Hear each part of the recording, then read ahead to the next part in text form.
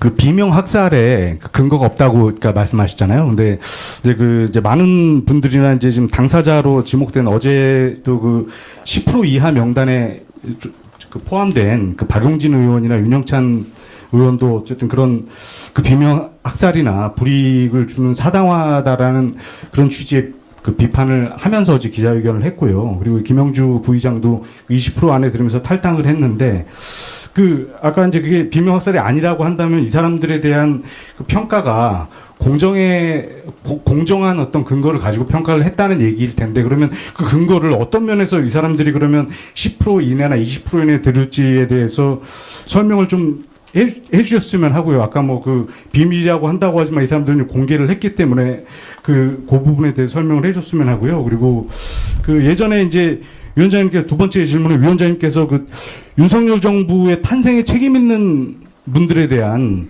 자들에 대해서 이제 책임 있는 자세를 보여달라고 했는데 이거는 이제 어떤 그 친문계라든지 이게 문재인 대통령과 어쨌든 친분이 있는 그런 의원이나 그런 정치인들에 대해서 뭔가 불이익을 줄 수 있는 거 아니냐라는 어떤 공정성 훼손에 대한 문제 제기들도 있는 것 같아서 그 부분에 대해서 한번 다시 한번 좀 어떻게 보시는지 한 말씀 부탁드리겠습니다. 그 평가위원회가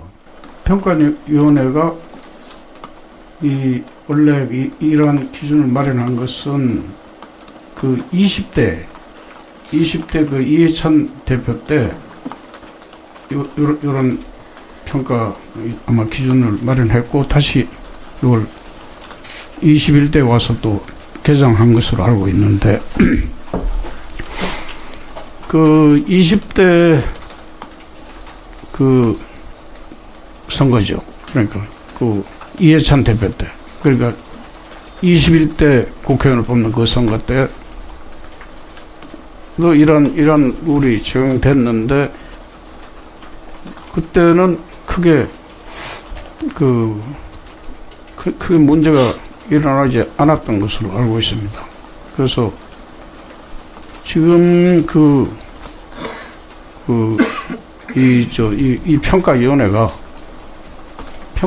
지금 평가위원회에 대해서 제가 평가를 할 수 있는 입장은 아니고요. 그러니까 평가위원회가 준 최종 그 명단만 받았습니다.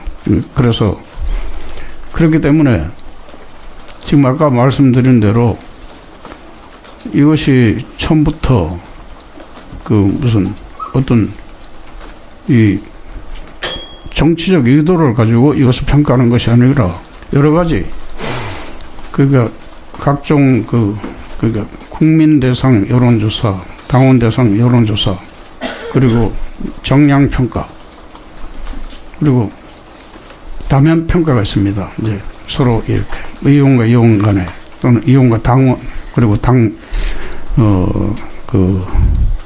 관료들 간에 이제 다면 평가 방식도 했고 보니까 그리고 이제 그러나 정성평가는 그 주관적인 정성평가는 최소한으로 한 것으로 되어 있습니다. 제가 한번 그 당 규약에 그걸 보니까 그 평가 이렇게 기준을 보니까 그렇게 되어 있는데 그래서 그 지금 낮은 이렇게 점수를 받으신 분들이 그러한 기준에 따라서 그러니까 그 기준을 제가 봤더니 대체로 그 의정활동 38%, 기여활동 이거는 그 공직윤리 수행실적 국민소통, 당정기여 이런 건데요. 25%, 공약이행 10%, 지역활동 27% 이렇게 그 세부적으로 이렇게 나누어서 위원들을 아마 현역 위원들을 평가하는 거죠. 이거는 평가한 것으로 알고 있습니다. 그래서 이것이 뭐 제가 평가위원회를 평가한다는 것은 조금 저의 권한 밖이라고 저는 생각하고요. 그리고 그 마지막 질문은 뭐였습니까? 다시 한번 이야기해 주시죠. 이번엔 시장님께서 이제 윤석열 정부의 책임 있는 윤석열 탄생에 책임 있는 사람들에 대해서 그거는 계속 제가 질문을 받는 건데, 근데 이게 신문으로 이렇게 되는 분들이라든지 그런 정치인들의 볼 때는 이제 공정성에 그 어쨌든 위원장으로서 좀 그런 얘기도 공정성에 그 영향을 줄 수 있기 때문에 그 공정하지 않은 얘기 아니냐라는 이제 반론을 하고 있는 것 같아서.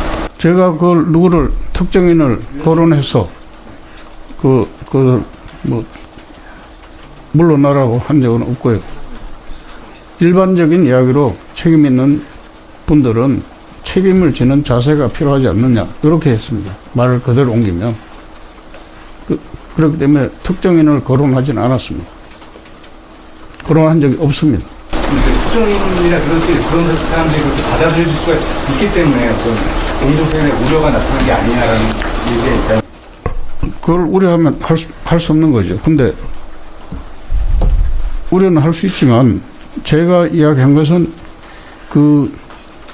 그러한 윤석열 정권 탄생에 책임이 있는 분이라고 그랬지, 전 정권 인사들, 그러니까 문재인 정권 인사라고 이야기하지 않았습니다. 그렇기 때문에 그거는 꼭 좀 바로 잡아줬습니다. 이 질문은 수없이 받았습니다. 그래서 받을 때마다 답은 똑같습니다. 일반적인 이야기고, 문재인 정권을 겨냥한 것은 아니고, 일반적으로 그러한 윤석열 검찰 정권의 탄생에 기여한 분이 때 책임이 있다고 생각하는 분들은 책임 있는 자세가 필요하다. 이렇게 다시 정리해 드리겠습니다. 네. 저희 내일도 브리핑이 있기 때문에 그때 같이 질문해 주시면 될 것 같고, 이상으로 브리핑 마치도록 하겠습니다. 네. 뭐 이제 그 심사가 지금 급속도로 진행되고 있기 때문에 내일도 브리핑을 할 테니까 내일 또 뵙도록 하죠. 매일 뵈었으면 좋겠습니다. 네, 감사합니다.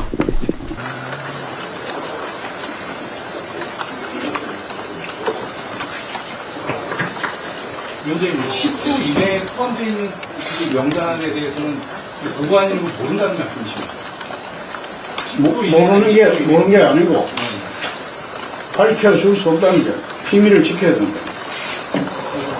이전부터 그 평가위원회가 평가했다는 말씀이십니까? 평가한 거를 내가 전달 받았고, 바로 지난번 통보한 때부터 열어서 통보를 했고, 그 통보한 내용에 대해서는 본인이 스스로 밝히든가 이의를 제기하지 않으면 우리가 안 밝혀줘야 경선에도 나가고, 경선에서 불이익을 받지 않습니까? 만약에 감점 무슨 30%를 받고 이렇게 경선 나갔을 경우에 그분이 사실상 더 불이익을 받게 되지 않습니까? 그래서 그걸 지켜드리겠다는 거죠. 그래서 비밀을 지킨다는 거죠. 평가위원회에서 받은 게 명단만 받으신 거예요? 아니면은 그 점수가 어떤 근거로 점수가 책정된 것까지 받으신 거예요? 그건 안 받았습니다. 점수하고 총점하고 총점의 그 등수 있잖아요. 그거 하고 그건 맞아요. 그 한 장을 받았습니다. 총점이랑 명단만 받으셨다는 거죠? 그러니까 어떤 그 등수가 나오잖아요. 그러니까 그 등수가 이제 왜 등수냐, 총점이 있으면 1000점에 몇 점 이렇게 돼 있습니다. 그래서 그 점수에 따라서 이제 경위가 맺어져 있습니다. 그래서 그걸 뭐 지금 밝혀드리지 못해서 죄송한데 어쨌든 그렇게 돼 있다는 것을 아시면 됩니다.